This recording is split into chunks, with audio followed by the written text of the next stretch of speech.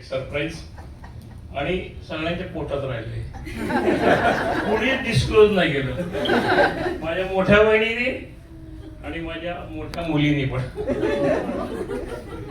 माय God, नाहीतर सगळ्या गोष्टी अशा बाहेर यायच्या त्यांच्या पोटातून.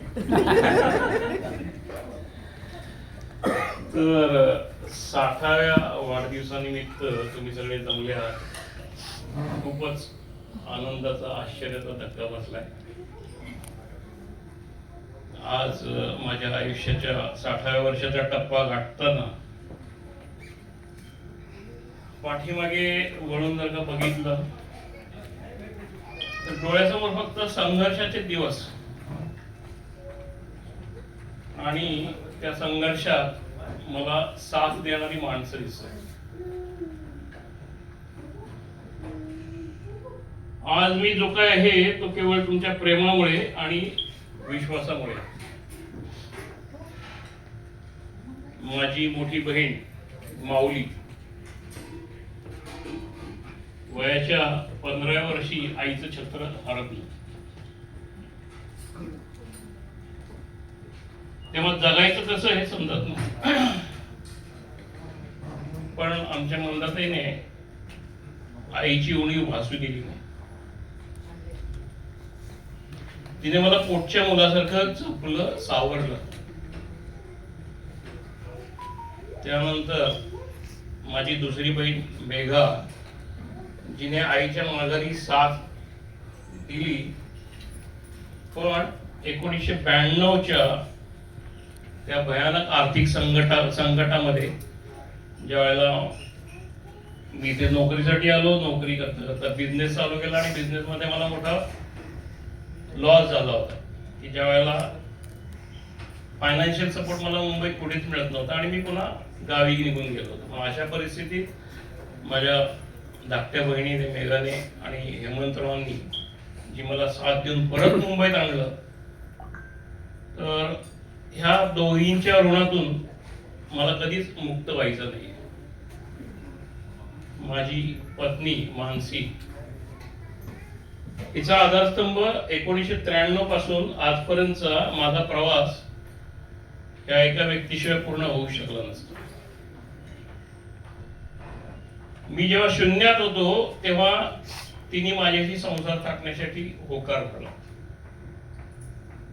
तिने तिची शासकीय नोकरी जीएसटी ऑफिसर म्हणून निवृत्त होईपर्यंत आणि घरच्या जबाबदाऱ्या समर्थपणे पार पाडल्या.